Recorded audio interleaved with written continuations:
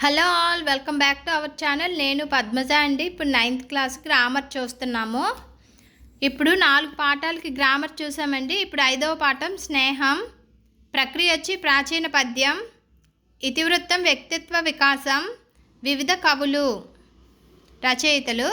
చూడండి గ్రామర్ చూద్దాం. ఇప్పుడు 5వ పాఠం చూడండి, స్నేహం. గ్రామర్ అండి. క్రింది వాక్యాల్లో ఎరుపు రంగులో ఉన్న పదాలకు అర్థాన్ని రాసి వాటితో సొంత వాక్యాలు రాయండి.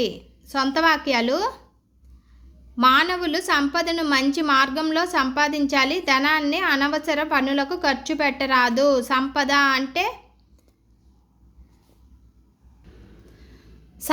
అంటే డబ్బు కదండి, ధనం. అలాగే సౌధములు అంటే భవనములు లేదా మేడ. తండులములు అంటే బియ్యపు అటుకులు.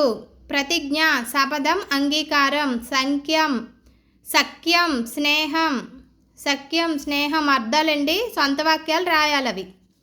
క్రింది వాక్యాలు చదివి పర్యాయ పదాలను గుర్తించి రాయండి. పర్యాయ పదాలు: మిత్రుడు, నేస్తము, స్నేహితుడు.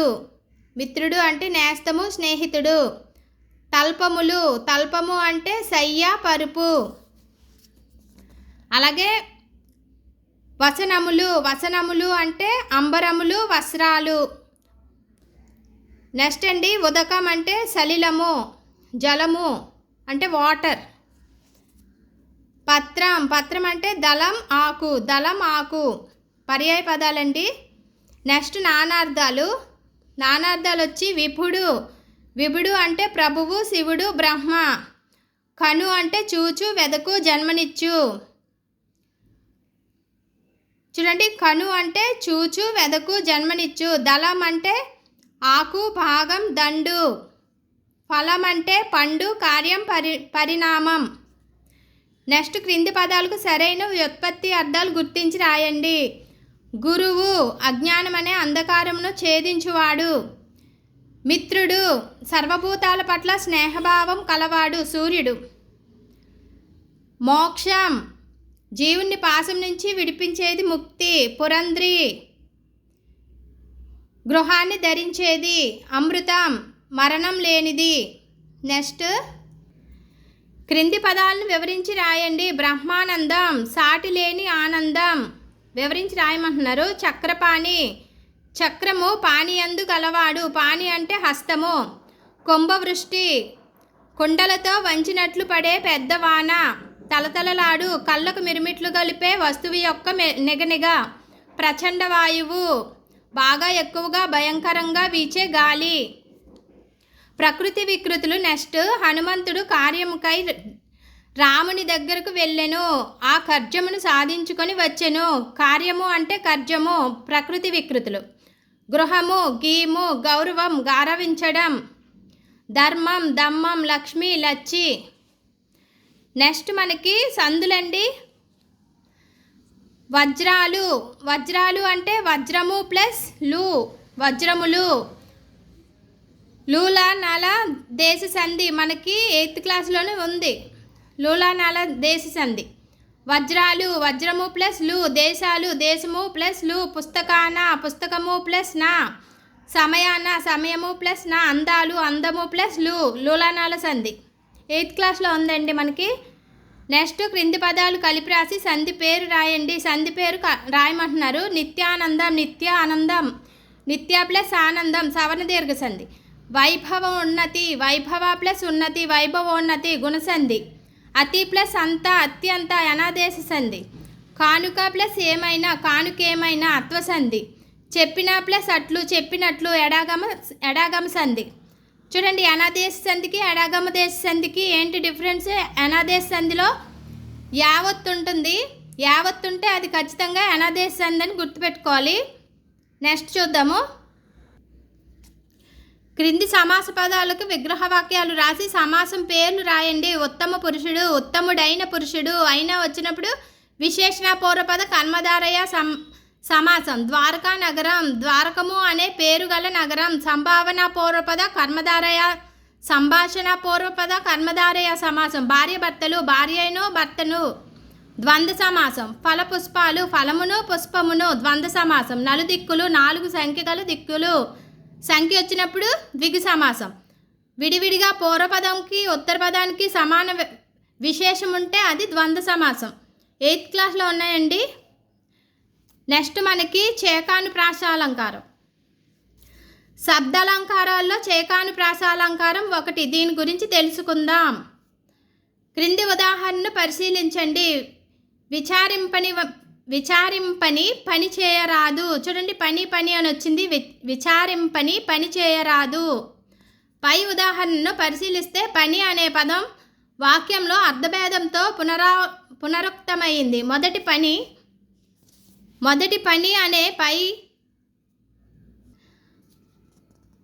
పని అనే పదం విచారింపనిలోని పదభాగం.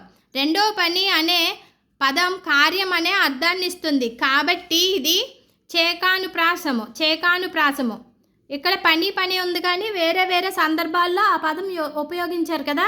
నెక్స్ట్ లక్షణం. పద్యపాదం లేక వాక్యంలో అర్థభేదం కలిగిన హల్లుల జంటను వెంటనే ప్రయోగించినట్లయితే దాన్ని చేకానుప్రాసాలంకారం అంటారు. సమన్వయం. పై వాక్యంలో పని అనే పదం హల్లుల జంట అర్థభేదంతో వెంటనే ప్రయోగించబడింది. అందువల్ల ఇది చేకానుప్రాసాలంకారం. లాటానుప్రాసాలంకారం కూడా ఇచ్చారు ఇక్కడ.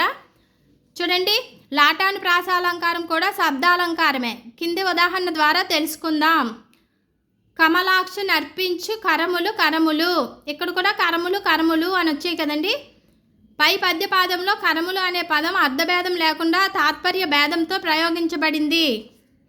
ఇక్కడ కరములు అంటే చేతులు అని అర్థం. వాక్యంలో కరములు అని వెంటనే ప్రయోగించడం వల్ల ఆ చేతులే ధన్యమైన చేతులు, మిగిలినవేవి చేతులు కావు అనే తాత్పర్య భేదాన్ని ఇస్తుంది. కావున ఇది లాటానుప్రాసాలంకారం. లక్షణం. పద్యపాదం లేక వాక్యంలో ఏదైనా ఒక పద్యాన్ని అర్థభేదం లేకుండా తాత్పర్య భేదం కలుగునట్లు వెంటనే ప్రయోగిస్తే దాన్ని లాటానుప్రాసాలంకారం అంటారు.